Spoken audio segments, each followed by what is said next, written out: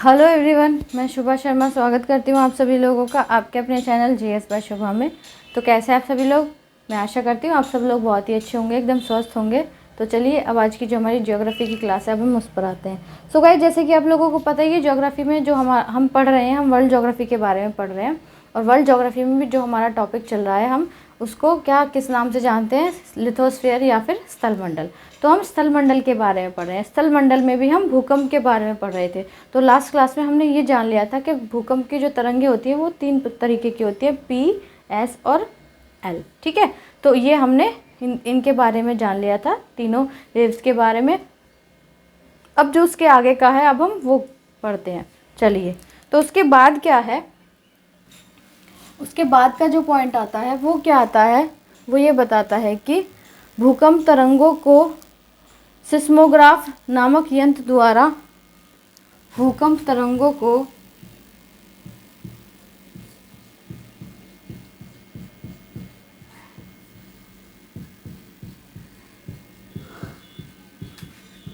Seismograph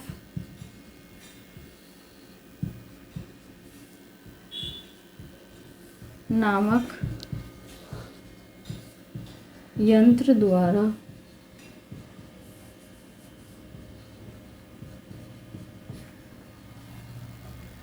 seismograph नामक यंत्र द्वारा रेखांकित किया जाता है।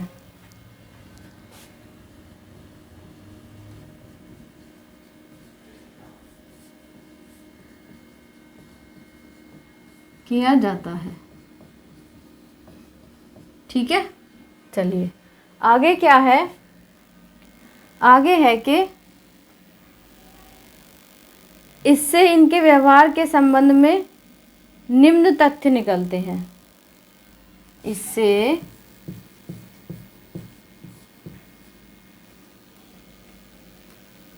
इनके व्यवहार में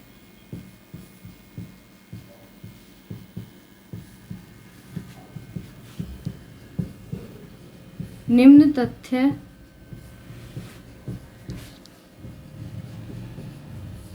निकलते हैं।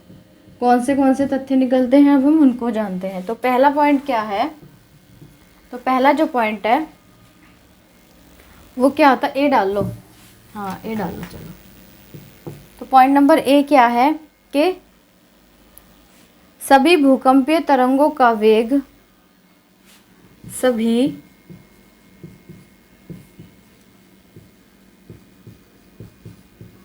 भूकंपीय तरंगों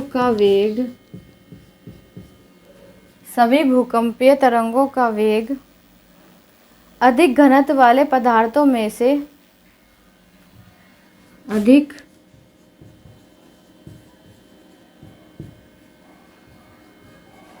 घनत्व वाले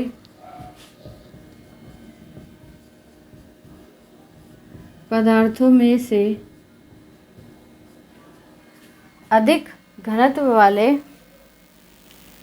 में से गुजरने पर बढ़ जाता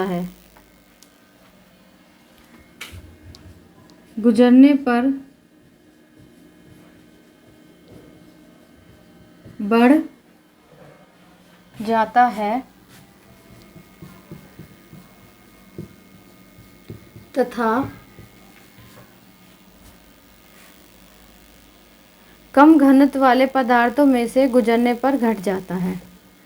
तथा कम घनत्व वाले पदार्थों में से गुजरने पर घट जाता है।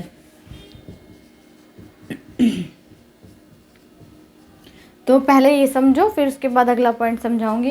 तो सबसे पहले इसमें क्या बताया गया है कि जो भूकंप की जो तरंगें होती हैं, जो वेव्स होती हैं अर्थक्वेक की, तो उनको क्या है? सिस्मोग्राफ नामक यंत्र द्वारा रेखांकित किया जाता है। तो भूकंप तरंगों को किस यंत्र के द्वारा नापा जाता है? ये क्वेश्चन जब आएगा तो आपको क्या करना है? सिस्मोग्राफ। ठीक है, अब इससे इनके व्यवहार में अब जो हम पढ़ रहे हैं इन तथ्यों का पता चलता है सिस्मोग्राफ द्वारा। ठीक है। भूकंप के जो एक्टिविटी होती है तो उसके किन तत्वों का सिस्मोग्राफ द्वारा पता चलता है, तथ्यों का, वो तथ्य पढ़ रहे। तो पहला क्या है कि सभी भूकंपीय तरंगों का वेग अधिक घनत्व वाले पदार्थों से गुजरने पर बढ़ जाता है तथा कम घनत्व वाले पदार्थों से गुजरने पर घट जाता है। अब घनत्व क्या आता है? घनत्व होता है डेंसिटी, ठीक है। तो डेंसिटी क्या है थोड़ा सा समझ लो। वैसे तो केमिस्ट्री का कॉन्सेप्ट है ये। कोई भी मॉलिक्यूल, किसी भी पदार्थ के जो मॉलिक्यूल्स हैं वो जितने पास पास होंगे उन पदार्थों की डेंसिटी उतनी ही अधिक होगी, और जितने दूर दूर होंगे उनके जो घनत्व होगा उतना ही तो घनत्व कम हो जाता है। तो देखो जैसे हमने ये मान लिया, ये क्या है? कोई मेटल है, ये सॉलिड फॉर्म है, ये मेटल नहीं है, सॉलिड फॉर्म है। सॉलिड में हमारा कोई भी मेटल आ गया, ठीक है। कुछ जितने सारे मेटल्स हैं सब आ गए सॉलिड फॉर्म वाले। तो जैसे जो मेटल्स होते हैं तो उसके जो मॉलिक्यूल्स होते हैं तो वो पास पास रहते हैं। तो जब मॉलिक्यूल्स पास पास रहते हैं तो वो उनके बीच में जो अट्रैक्शन फोर्स है वो बहुत ज़्यादा रहती है, तो जिस वजह से वो मॉलिक्यूल्स पास पास रहते हैं। तो वो जितने पास होंगे उनके डेंसिटी जितनी ज़्यादा होगी, मतलब घनत्व ज़्यादा पास पास है तो डेंसिटी उतनी ही डेंसर है। तो जितने ही घनत्व वाले पदार्थों में से गुजरने पर वो बढ़ जाती है। जो भूकंप की जो तरंगे हैं, तो जब वो कम घनत्व ज़्यादा घनत्व वाले पदार्थों उसमें से गुजरेगी, क्यों? क्योंकि उसको जो तरंगे हैं उनको गुजरने के लिए जब ज़्यादा स्पेस नहीं मिलेगा, क्योंकि जो मतलब अधिक घनत्व वाले जो पदार्थ हैं उनके बीच में क्या है, जो मॉलिक्यूल्स हैं उनके बीच में जगह बहुत कम है। तो उस वजह से जो उसकी तरंगे हैं, जो वेव्स हैं, उनकी गति क्या है, अब वो वेव्स बढ़ जाती हैं, ठीक है। तो उनका जो वेग है, उन वेव्स का वेलोसिटी जो है वो बढ़ जाता है। समझ रहे हो ना? देखो जैसे ये वेव्स है ना, यहाँ से जाएंगी। अब जब इनके बीच में स्पेस कम है तो उस वजह से जो उसका वेग क्या होगा, अधिक हो जाएगा। और जैसे ही जब इनके बीच में जो घनत्व है, जो डेंसिटी है वो कम है, तो इनके बीच में से जाएगा तो उनके उससे बीच से गुजरने पर उसका जो वेग है वो क्या हो जाएगा, वो कम हो जाएगा, ठीक है। तो आई होप ये जो कंसेप्ट मैंने समझाया आपको समझ आ गया होगा, ठीक है। चलिए अब इसमें बी पॉइंट देखते हैं। वैसे मैंने थोड़ा सा बस वैसे ही समझा दिया है, केमिस्ट्री का है, केमिस्ट्री में पढ़ाऊंगी। थोड़ा ये घनत्व मतलब कैसे कम होता है या अधिक होता है वो समझाने के लिए। अब इसमें पॉइंट नंबर बी देख लो। तो जो बी पॉइंट है वो है कि केवल प्राथमिक तरंगे ही पृथ्वी के केवल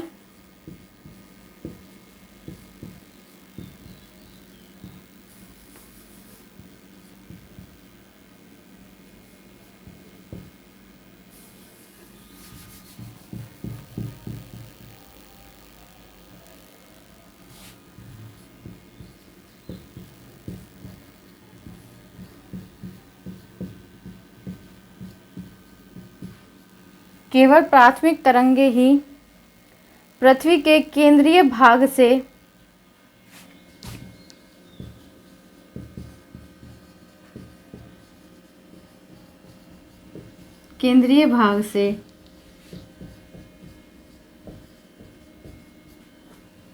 केवल प्राथमिक तरंगे ही पृथ्वी के केंद्रीय भाग से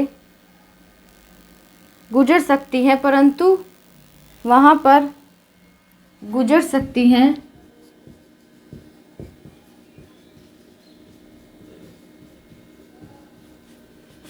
परंतु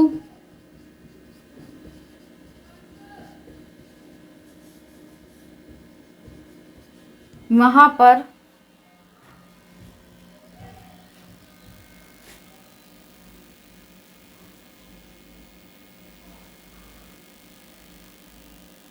उनका वेग कम हो जाता है।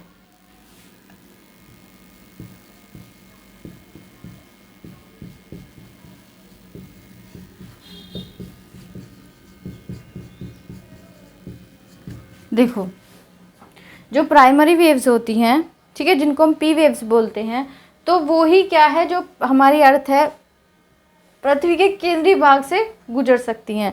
जो अर्थ का जो सेंटर पॉइंट है केवल वहाँ से पी वेव्स ही गुजर सकती हैं, परंतु वहाँ पर उनका वेग कम हो जाता है। लेकिन जब वो सेंटर पृथ्वी के अर्थ जो केंद्रीय भाग है, जो अर्थ है, उसके सेंटर से होकर गुजरती हैं, तो उनका जो वेग है, जो उसकी वेलोसिटी है, या हम स्पीड भी बोल सकते हैं, तो वो क्या है, वो कम हो जाता है। देखो स्पीड में और वेलोसिटी में क्या अंतर है, सिर्फ केवल इतना सा अंतर है दोनों स्पीड ही। वेलोसिटी में डायरेक्शन होती है और स्पीड में कोई डायरेक्शन नहीं होती है, ठीक है।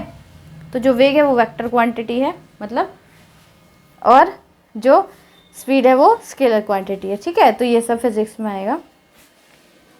तो इसमें क्या है, तो इस वजह से क्या है, जो पी वेव्स हैं वो उसके जो केंद्रीय भाग है उससे होकर तो गुजरते हैं, लेकिन जो उसका वेग है वो कम हो जाता है। जो तरंगे हैं ना, उनका वेग वहाँ पर पहुँचने पर कम हो जाता है, ठीक है। तो इतनी बात क्लियर हो गई। चलिए अब इसमें सी पॉइंट देखते हैं। 5 पॉइंट है इसमें, वो देखेंगे, उसके बाद का कल करेंगे। ओके चलिए अब इसका पॉइंट नंबर सी देखते हैं।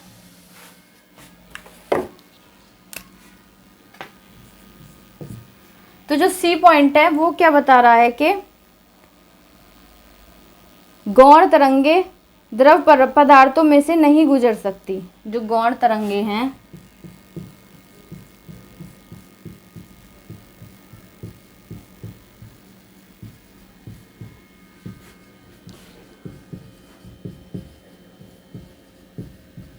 में से होकर नहीं गुजर सकती, ठीक है। तो जो गौण तरंगे होती हैं, जो द्रव पदार्थ मतलब जो लिक्विड फॉर्म में जो भी हमारा सब्सटेंस होता है उसमें से होकर वो नहीं गुजर सकती। मतलब जो भी लिक्विड है, लिक्विड में हमारा वाटर आ गया, ऑयल आ गया, जो भी लिक्विड फॉर्म में होता है, तो उसमें क्या है कि जो गौण तरंगे होती हैं वो उसमें से होकर नहीं गुजर सकती हैं, ठीक है। चलिए अब डी पॉइंट देखते हैं। एल तरंगे केवल धरातल के पास ही चलती हैं। एल तरंगे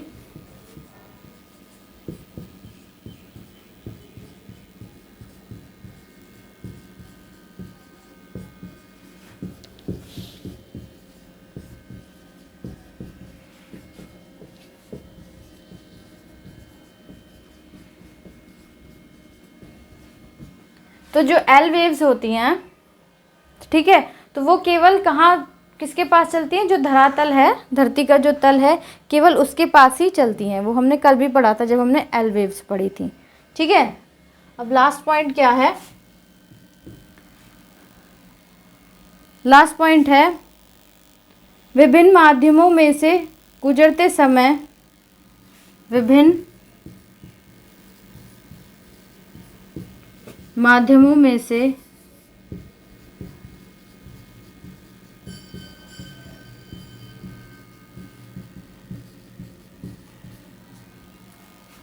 विभिन्न माध्यमों में से गुजरते समय ये तरंगे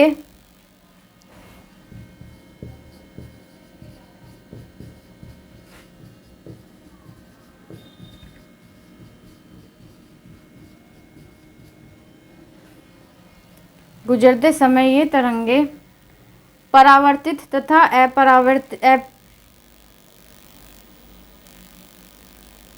अपरिवर्तित होती हैं।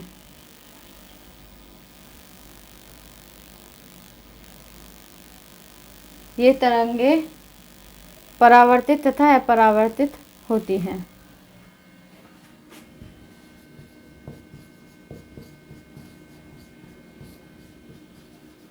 तथा अपरावर्तित